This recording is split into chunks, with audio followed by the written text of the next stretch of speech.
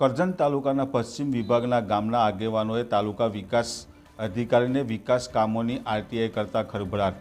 કરજણ તાલુકાના પશ્ચિમ વિભાગમાં આવેલા ગામના વિકાસ કામોની ગ્રાન્ટમાં વહાલા દવલાની નીતિને લઈ આજરોજ તાલુકા પંચાયત ખાતે તાલુકા વિકાસ અધિકારીને વિવિધ ગામોમાં આપવામાં આવેલી વિકાસ કામોની ગ્રાન્ટની આરટીઆઈ નિયમ મુજબ માહિતી માગતા ખળભળાટ મચી જવા પામ્યો છે।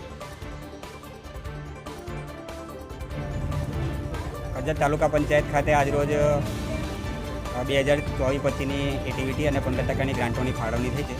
એમાં ઘણા ગામો એવા છે જેમાં ₹1 પણ ગ્રાન્ટ ફાળવવામાં નથી આવી।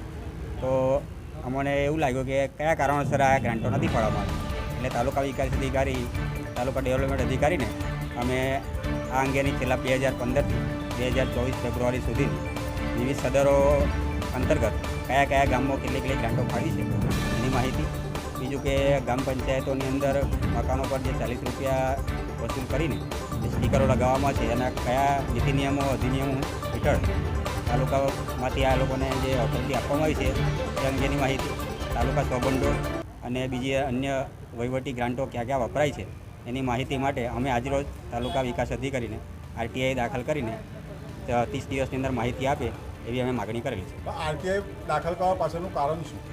આપ રાજકીય આગેવાન છો, તેમ છતાં વિકાસના કામો આપણા વિસ્તારોમાં થયા નથી એવું કહેવા માગો છો?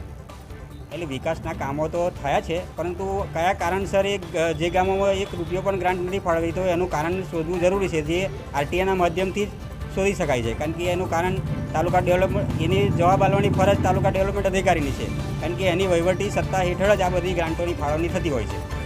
તો કયા વિસ્તાર, તમારો કયો વિસ્તાર છે, કેટલા ગામોમાં એવા છે કે જ્યાં ગ્રાન્ટ નથી આપતા? અમારે સુરોડામાં ખાલી 50,000 ગ્રાન્ટ ફાળવવામાં આવી છે, હાંડોદમાં 15%માંથી ₹1 પણ ગ્રાન્ટ ફાળવવામાં નથી આવી, પછી અનસ્તુમાં ₹1 ગ્રાન્ટ ફાળવવામાં નથી આવી, કંબોલામાં ₹1 ગ્રાન્ટ ફાળવવામાં નથી આવી, હરસુંડામાં ₹1 ગ્રાન્ટ ફાળવવામાં નથી આવી, એવા અટાલીમાં નથી ફાળવવામાં આવી, એવા અનેક ગામો એવા છે જ્યાં 0 ગ્રાન્ટ ફાળવવામાં આવી છે। તો કયા કારણસર તાલુકા ડેવલપમેન્ટ અધિકારીએ આ વિશે ચકાસણી કરી છે કે કેમ